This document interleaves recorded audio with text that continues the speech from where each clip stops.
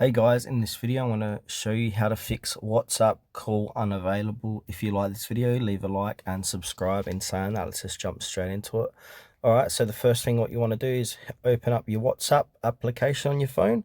Now from here you want to click on the three dots, top right hand corner of the page here, and we need to head into settings. So go ahead and click into settings. And now from here scroll down and you want to find the help section here. So help center, contact us, etc. So we need to click onto Help Center. And now you'll see a big green button on the bottom right hand corner of the page here that says Contact Us. Click into that. And now here, this is where you need to contact WhatsApp support and let them know that your WhatsApp call is unavailable. So put something in the text field that says something like this. I'll just jot it down. Alright, so just jot down something similar to this. Hello, I need some assistance in helping me with a problem. WhatsApp call unavailable.